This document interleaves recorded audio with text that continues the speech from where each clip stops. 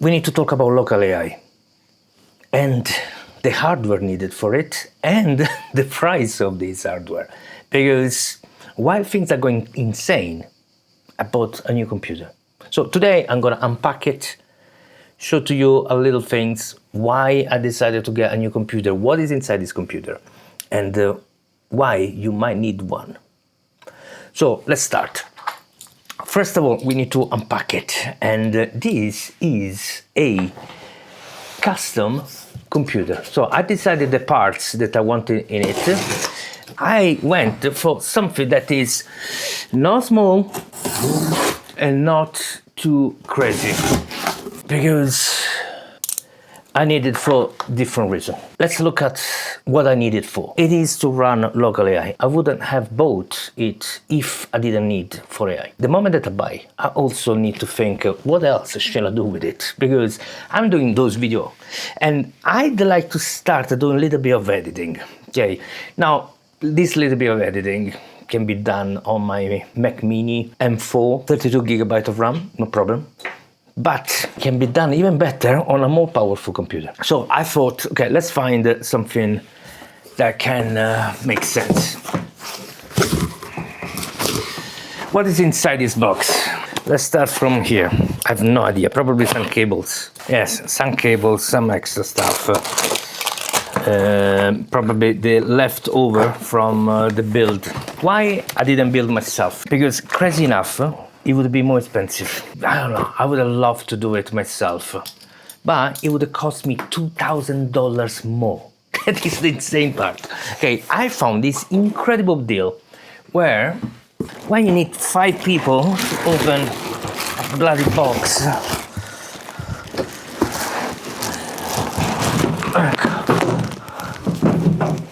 Whew. All right, so that was tough. This is the PC. Okay, the back is the most important part. We have a filter. Okay, open it by probably open. Remove this. Please read. Okay, so unscrew to remove the side. Done. Then remove the foam. Pretty exciting. And you can already see there is some magic stuff inside. What we see here, water cooling, 3 fan here, 1 fan here, 3 on top, and the beauty, G4 RTX 5090. That's why I bought this computer. And I want to run on it one specific model. I went for the no RGB, nothing, for several reasons. First of all, I don't want all these lights, disturbing lights. Second, I'm not gonna put it on the desk, on display. No, it's gonna be down on the floor. So the beauty of this case is there a lot of ventilation. So the idea is to have really low noise. I don't like the fan. Okay, I don't like the noise. Okay, I'm gonna have some. So it's scared. I'm scared about this already. I'm scared about the sound of those fans. But the math is simple. More fans, it's equal more noise. But because there are more, they need to run slower. Okay, the speed is what creates noise, not the amount of fans. So it's better to have several of them running slower than one running fast. Now let's plug it and let's look at the specs. And one more thing, the idea is to use with Linux. Why is this? I personally have a huge problem with Windows. So I would never, honestly, and I don't mind people using it, okay, it's just me. I would never buy a PC if I would have to use it with Windows. I would just say, no, okay, I give up. But because I can run it with Linux, then I'm actually happy and excited about it. I used Linux in the past a little bit. I'm not an expert. I have, of course, the Asus GX10, which has a custom version of Ubuntu. This is created by NVIDIA. So I have a little bit of familiarity. But I never installed the one that I want to run, which is called... Actually, I did install because it's running on this computer, but just as a test, just through the pen drive. On this machine, I'm gonna run MX Linux. Why this distro? It's because it's the most philosophical aligned with me. First of all, it's run on this Debian, which is supposed to be really stable. The idea is a working machine needs to stay stable, first of all. Second, MX Linux is done by a community. Okay, there is not like a company behind. I love this. It's this idea of decentralization, community-based project, community-run project. Love it. Align with me. So I'm gonna try this distro. Hopefully it will be the one for me. For what I saw, it's good. It's gonna be challenging moving on Linux because I come from macOS, which is a really good operation system, really stable, a lot of apps, no problems. That's the little bit of challenge and I don't know if call it fear, but anxiety. Maybe a little bit of anxiety about is it going to run everything. Okay, I already know some of my hardware won't run, so for the music studio, actually it's gonna stay on my Mac Mini. Here, gonna be for video production, AI, and I'm gonna use it as my main computer for now, for chatting with the community on Discord, using over Zoom, using for my research, everything. Okay, it's gonna be my daily drive computer because I want to learn Linux, I want to learn how to use it, and I like it. Okay, that's the idea. My first impression, first of all, I love it. So dark, so black. I don't remember the brand of this case, but I'm gonna share it in the description and together with all the other details. They forgot to send me this, but I have more than I can chew of those cables. So I'm gonna try and plug it. I'm gonna leave it here so we can see the light because this thing should light up. I need to press here to turn it on. Yes, there is life. I really like technology, so this excites me. Especially now that I've been using Mac for several years. The fact that you can open it and look inside, it's incredible already. Okay, this is this changed the speed of the fan. I don't know why it's red. Is it alright? Maybe it's... Okay, the computer is on, but I didn't connect the monitor or anything else. There's no operation system installed, that's why you can't hear anything happening. So I guess I'm gonna put it on the floor, connect the keyboards, monitor, everything, then resume the working and probably share the screen. There is also this that I want to do with you, because you deserve it.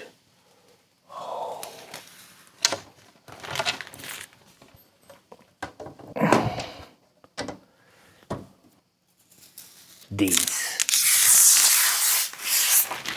noise. All right, stop the recording here, plug everything, and a few days later, and here we are. Finally, everything is working. I'm happy, even though I need to say that the installation was not smooth, was not stress-free. I had several problems. But my strategy is, I think, is really good. And if you're thinking about moving into Linux, whatever distro you have in mind, consider that it's not going to be extremely simple. It depends on software and hardware that you need to run. I have a lot of hardware that I need to plug and complex software that I need to run. Therefore, it's not an easy, smooth transition. My plan was this one, which I think is a really good one. I installed MX Linux. Then I installed Hermes. Why Hermes? Because Hermes can troubleshoot any problem. And instead of challenging myself and try to make the NVIDIA card be recognized and with the drivers and so on, and then find a way to install Llama CPP, I went for the easy path. Add Hermes, download, then plug it to a cloud model, in my case Minimax M3, and then have Hermes figure it out. It was not easy, but at the end the RTX 5090, the NVIDIA card, worked. I then installed my local model, configured a little bit of friction in finding the right settings, but then it's run really, really well. In the Substack article, link in the description, I'm gonna share the full spec of my computer, but also the recipe of the AI model that I run on this machine, which is the Qwen 3.6 27 billion. Extremely powerful, really, really good model. from my point of view, one of the best models that you can run with this kind of hardware. What are the challenges? So in this video I want to explain a little bit about moving into Linux and moving into a new hardware from people that never use it. There are a lot of different distros. You need to find the one that makes sense for you. I personally wanted to align myself with a specific philosophy. So most people, they align themselves with whatever functionality. More or less, those distros do the same thing. They all run on Linux. Now, if you're a Linux user, you're gonna start going crazy. No, they're not the same. Yeah, they're not the same, but they're all Linux. Otherwise, they would have a different name, okay? So those major distros are more or less really similar. Sometimes they change the interface, how you interact with it, which is an important element. So you should choose one that makes sense for you. But at the same time, it's not like one is good and the other is unusable. What, again, you need to think about is find your path. Some people look for functionality, easy to use, large community, and so on. I went for philosophical alignment. And that means Ubuntu would be the right one. There are other distros that are really good, that are more aligned with my philosophy, like Fedora.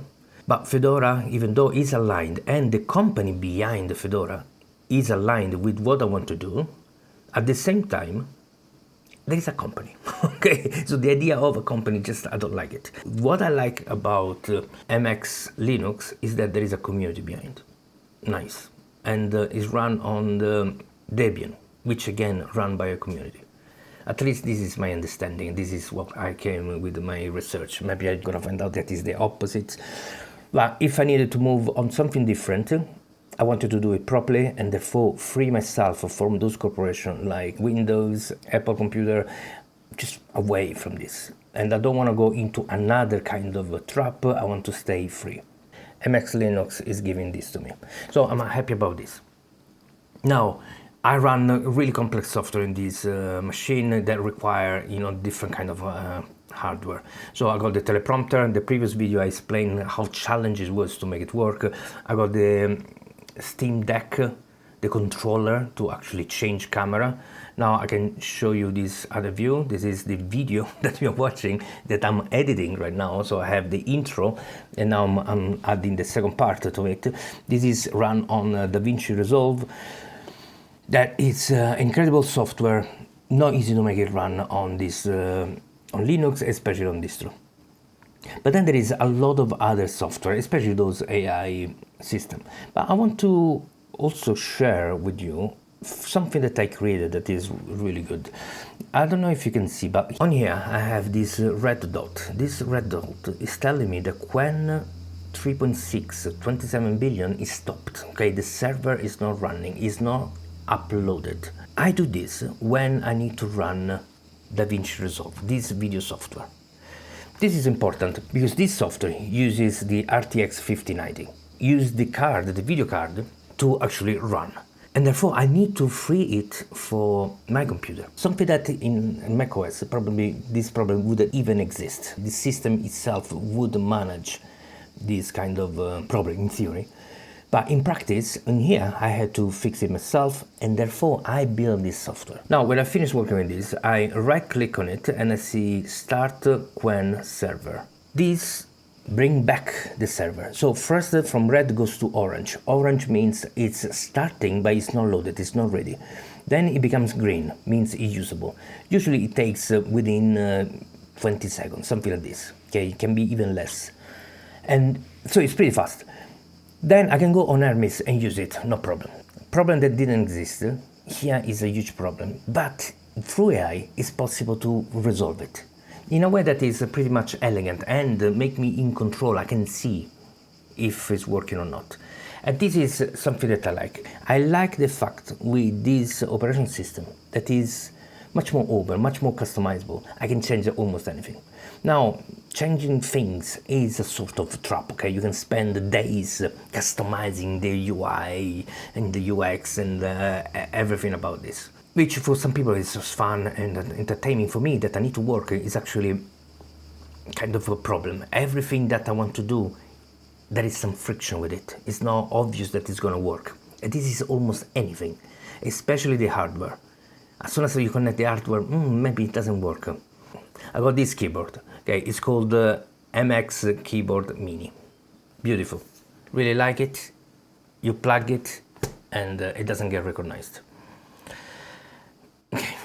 You need to, ask Hermes, check it out, why it doesn't get recognized, driver, things, find the software, find the right software, because not every software works. There is different versions that are not compatible with this distro of Linux. It's not easy, okay? The point here is maybe Ubuntu, which is one of the most used versions, it might be easier to make it work. But it's the only distro that is exactly the opposite of my philosophy.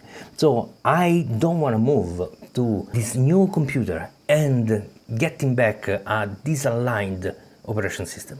I want to have something that is aligned with me. So I rather have the friction, I rather have the problems and fix them and learn and understanding than going with Ubuntu, which still doesn't mean that the problem is not there. Maybe they are less. Maybe the less problem, different kind of problems, but this is Linux, okay? It's still a rough operation system. From my experience, it's much better than Windows, and I have a Windows machine. So I use it every day. I see, if you use it for basic things, Windows is fine, but all the telemetry, all the philosophy, disalignment, all the corporation, the price and everything, it just doesn't make sense. So I'm pretty happy now to be on Linux. AI runs incredibly well. So once the server is up, no problem. Stay there, works good, is a machine, is a beast. This 5090 is a beast. I run when 3.6, 27 billion at around 100 to 110 tokens per second. This is a 6-bit quantization, so it's pretty big. It's not the smallest one, it's not the 4-bit, it's 6-bit. So 6-bit, you basically lose 1.5% of quality. It's basically unnoticeable from the full resolution version of this model. And it runs fast. These 100, 110 tokens per second, and sometimes I have peaks that goes higher than 110, and moments that go a little bit lower than 100 tokens per second. But most of the time, it's between 100 and 110. At that speed, you have an incredible experience. It feels like working with Frontier model. It just goes fast, and therefore you never feel like I am a cheap solution. No, you feel like well served. Of course, this model can do incredible work, but cannot be compared to GPT 5.6 or Opus 4.8 or, of course, 5.6 Soul or Fable 5. It's not there. But in most kind of work, for the most work I need to do, this model is pretty fine. So 85% of the time, this is the model that I can use, no problem. Then when I see the limit of this, meaning it makes some mistakes, it can't fix the problem, it can't find the solution, it gets into a loop and doesn't get out and finish the process, then I go to a better model. And this better model at the moment is GPT 5.6 Luna at max reasoning. Why this? Because it's incredibly good and extremely cheap. So this is my next step. Then if that one doesn't work, I go with Soul. Okay, I go with Soul, really high level thinking. Because in that case, I can definitely find a solution. What does it mean? You can see that I'm working in a hybrid scenario. So hybrid means I go local model and a cloud model. The cloud model is $20 a month subscription. It's something that I'm okay because I have access to a senior developer which can do plan for me, can fix a problem that my local model cannot do it, and can plan to develop whatever software app or whatever I need to do in a way that can be then managed for my local model. And that is huge for me. So $20 a month is still an expense, is still working with the cloud, but really 15-20% maximum of the time. $20 a month is enough for me and replace those $200 that I used to pay before. At the moment, therefore, this hybrid solution works for me. For those that don't know, I also own a Asus GX10. This is a kind of different kind of AI supercomputer. It's a miniature supercomputer, to be precise. This hardware has 128 gigabyte of unified memory, meaning you can load up a much bigger model. I can use it for many instances of, for example, a model that runs beautifully is the Qwen 3.6 35 billion. That model run at the decent speed around 70 tokens per second. And I can have multiple instances. So it's my fallback model or delegation model from my Hermes. So what's the problem here? Hermes can have sub-agents. Sub-agents usually are the same model of the main agents. So it would be sub-agents for my Qwen 3.6 27 billion. But because the VRAM on the 5090 is just 32 gigabyte, then I don't have a massive context window. I can run up to 4 different instances of this model if they are really short context window. But if I want to have, for example, 131,000 token context window, what I need to do is to have just one single instance of this. So I can't have sub-agents. So sub-agents will go to my other local AI. In this way, I have a lot of different options, a lot of different way of working. Now you think, why do you need these many agents? In reality, it's pretty common that one agent is not enough. So while I have this major agent working for me, sometimes while that one is working, I might need another agent to do something really simple sometimes, okay? Summarize this or research this. I use AI instead of Google at the moment. So I make AI do research for me. I don't want to have, go through pages and so on. So if I need to have some knowledge, I ask AI. AI goes to the internet, find the output and give it to me. So for this kind of work, my small model running on the GX10, this Qwen 3.6 35 billion, it's more than enough. It works fine and beautifully. This kind of architecture gives me so much flexibility. Yes, I still have these $20 a month. And it's a peace of mind on one side, because sometimes something can go wrong. The local model is not up, the network is not recognized, whatever it is. I have always access to this other model. In most cases, most people, if you're not a power user, you don't need to have this subscription. What you can have is a little bit of credit. So you have credit on demand that when you need it, you use it. So through API, which again, it's even a better solution because you pay only the usage.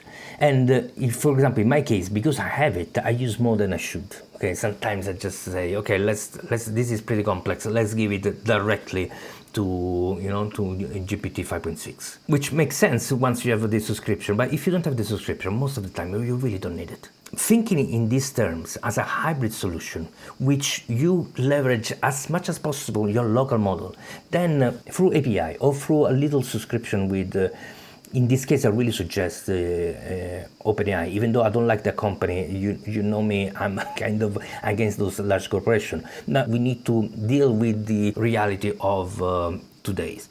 And today here is OpenAI is giving us those really expensive tokens at a really good deal. They are paying part of the costs.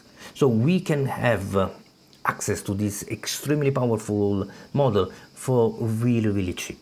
I take advantage of this. When I need to do some specific session that my privacy is important, I go for the local model, there's no problem. I work on that part. So I'm self-sufficient with AI and I love this. Okay, I love this fact of having a system that I'm 100% sovereign to and give me so many options. Because now on the GX10, which is an equivalent of the DGX Spark, I can run so many different models for video production, for music, for images. There is all these other things that can be done. I can use it for fine-tuning models, which is something that I'm gonna do at one point. And while that one is busy fine-tuning, I can use this other machine to run local AI. That is the sad and weird news. That unfortunately, if you want really sovereignty, it's a journey, first of all.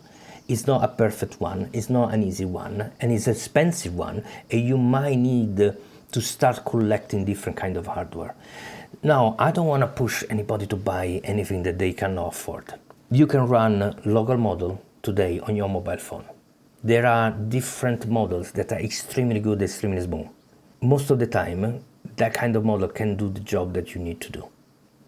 So you could be just happy and say, okay, I started my journey. I'm gonna start the journey with this little model that run on my Mac Mini, whatever it is, okay, whatever computer you have. You will find something that runs there. That is how you start. You start today with something that is small. If you don't know how to start, go and download LM Studio. It's a free app where you can download local model, set them up. The app will help you out to find out which model is compatible with your system.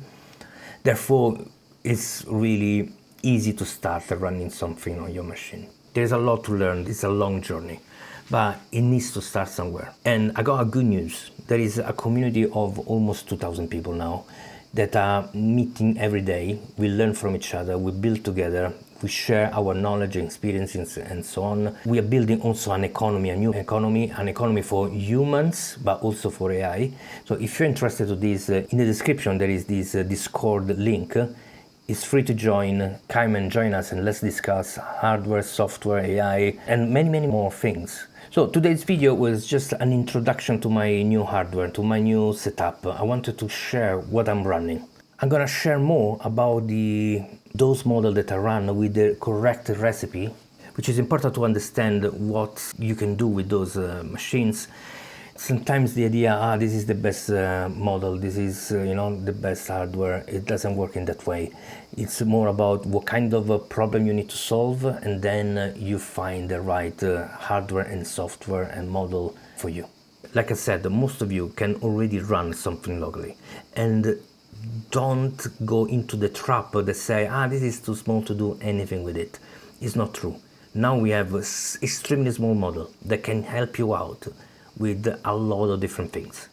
And again, most of the things that we do over a day, they're not so advanced. So try out before saying no. Don't go into the trap of these, those corporations are pushing this idea of, you need the most powerful AI. You're gonna become trillionaire if you use our model. Okay, don't go into the trap. Find the minimum requirement to do your job and start from there. Thanks for watching, and see you on Discord. Again, link in the description for the Substack article. And of course, like and subscribe. We need to make this channel grow. Ciao.